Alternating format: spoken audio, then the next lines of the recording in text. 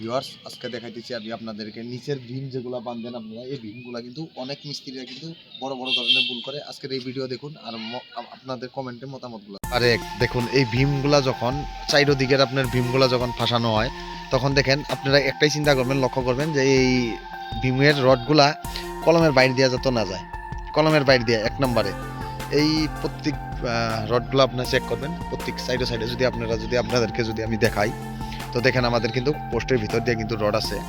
এটা কিন্তু ইঞ্জিনিয়ারও কিন্তু কখনো মানে না, আর ইঞ্জিনিয়ারে কিন্তু পুরো অলরেডি কিন্তু দেখাই দেয় টাকসারের মধ্যে আপনাদের কিন্তু ভিতর দিয়ে কিন্তু ভীমগুলা দেওয়ার জন্য। তো এটা দেখেন, হয়তো আপনারা ভাববেন এটা দেখেন, এটা পোস্ট কিন্তু এটা কিন্তু 2 পিসি বড় গেছে, যার মধ্যে এটা কলমটা বড় আছে। আমাদের এই কলমটা বড় আছে, যার জন্য আমাদের কিন্তু ভিতর দিয়ে কিন্তু গেছে। এটা কিন্তু আমাদের কিন্তু ট্যাঙ্কি আছে, ট্যাঙ্কির বাইরে কিন্তু আমাদের বিমটা গেছে, মানে ট্যাঙ্কির দিক দিয়ে মানে সাফা করার যেটা আছে, সাফা করার জায়গা আছে, যার জন্য আমাদের বিম পোর্ট দেওয়া যায় নাই। তো এটা 2400 স্কোয়ার ফিটের বাড়ি, 2400 স্কোয়ার ফিটের বাড়ি এটা বানানো হইতেছে। এই 2400 স্কোয়ার ফিটের বাড়ির বিমগুলো আমি আপনাদেরকে দেখাই দিয়েছি। তো নাম্বার 1 গেল, দেখেন 2 নম্বরে আমরা হয়তো ল্যাং বিম দেখাইছিলাম, এখন দেখেন বহল বিমটা আমরা দেখাই দিয়েছি। বহল বিমটাও যদি দেখতে পারেন, হয়তো পোস্টের বাইরের রডের পোস্টের ভিতর দিয়ে আছে। কিন্তু অনেকেও ভাববেন যে 10/12 বা 10/14, যদি আপনারা যদি একদিকে যদি হয়তো বিম ফাঁসান, একদিকে কিন্তু লোহা ভিতরে যায়, আরেকদিকে কিন্তু বাইরে যায়, এটা কিন্তু সবাই জানেন।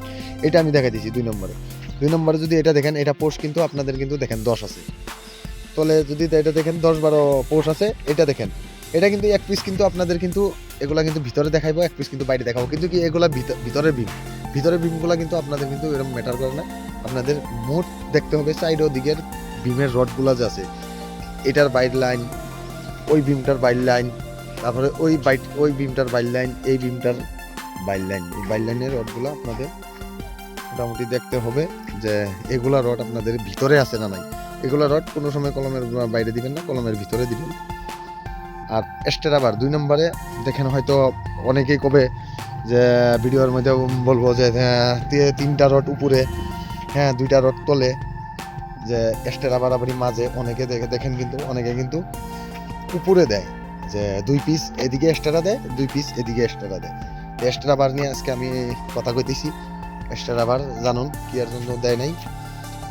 দেখেন এটা পায় কিন্তু এই টাইপিং এর উপরে, কিন্তু এই টাইপিংগুলো যে আছে, এই টাইপিংগুলোর উপরে কিন্তু লোডগুলা আমাদের কিন্তু পড়ে তলে। এখন ইঞ্জিনিয়ারে দেখেন, ইঞ্জিনিয়াররা পায় একবারে বস্তুগুলা ইঞ্জিনিয়ারে দিছে, আমাদের কিন্তু মিস্ত্রির না। তো ঘর বানানোর আগে নিম্ন আর্কিটেক্ট ধরবেন, আর আর্কিটেক্টের কাছে থেকে আপনারা জানবেন পরামর্শগুলা, যে আর্কিটেক্ট না ধরে কিন্তু কখনো কিন্তু ঘর বানাবেন না, কারণ আর্কিটেক্ট যেগুলো ইঞ্জিনিয়ার আছে, ইঞ্জিনিয়ার ধরবেন। তো আমাদের এটা কিন্তু আসামে কাম চলতেছে, আমি বলে দিই, আসামে কাম চলতেছে আমাদের এখানে। এক্সট্রা আবার আমরা তলে দিছি, কারণ যেহেতু এটা কিন্তু তলে থাকবে, আর এটা কিন্তু উপরে, যত এর উপরে যত গাঁথনির লোডগুলো আছে এর উপরে।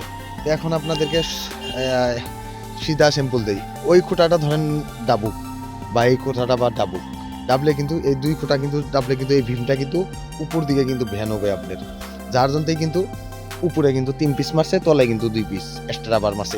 এই আপনার এখানে 5 পিস, 2 পিস 7 পিস, এই 7 পিস লুকা কিন্তু ভূমিকম্প হয়তো ডাবলেও হয়তো না করুক, যার মানে ছোট ছোট ভূমিকম্প মানে জার্কিংয়ে মানে কিছু যাতে করতে না পারে, যার জন্য এটা দিছে।